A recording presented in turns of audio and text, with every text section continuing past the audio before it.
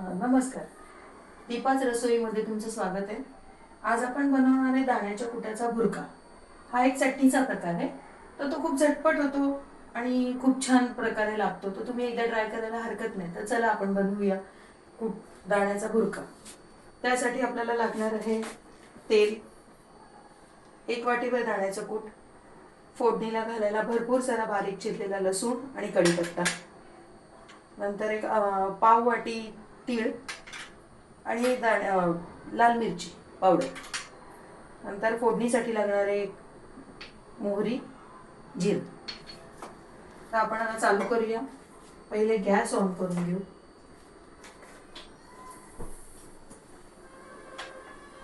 आणि आता त्यात आपण टाकूया साधारण 2 ते 3 चमचे तेल.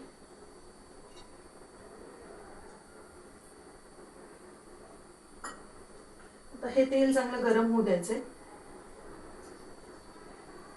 तेल गरम झालं की आपल्याला त्याच्यामध्ये टाकायची मोहरी. तेल चांगलं गरम झाल्याशिवाय तुम्ही मोहरी टाकू नका, नाहीतर मग मोहरीचा कडवटपणा राहतो.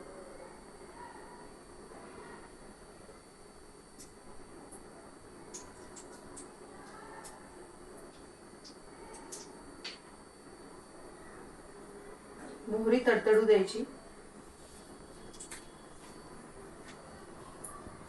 आणि मोहरी तडतड करायला लागली की आपण त्यात टाकूया 1 चमचाभर जिरं.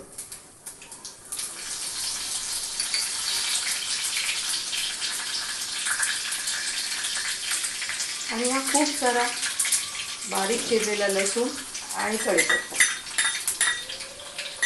तुमच्याकडे कोथिंबीर असेल तर बारीक चिरून तुम्ही यात कोथिंबीरही टाकू शकता.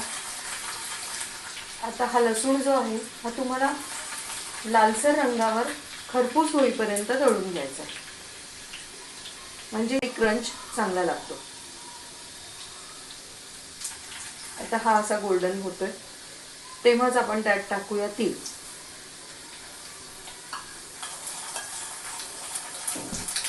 आता गॅस थोडा कमी करायचा.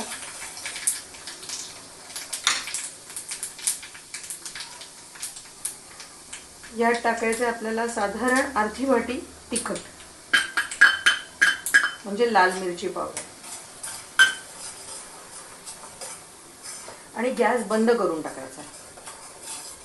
कढई तुम्ही गॅसवरनं खाली उतरून घ्या, कारण ते तिखट जळू शकतं.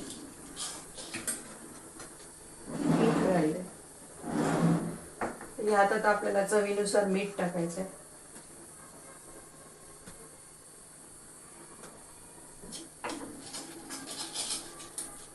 आणि हा जो दाण्याचं कूट आहे हे आपण सगळं या ह्याच्यामध्ये टाकून द्यायचं आणि हे चांगलं मिक्स करून घ्या.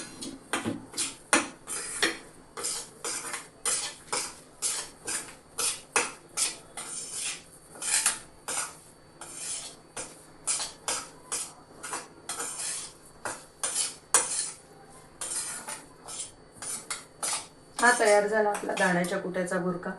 हा आपण एका बाउलमध्ये काढून घेऊ आणि पोळी, पराठा किंवा भाकरी यासोबत हा खूप उत्तम लागतो.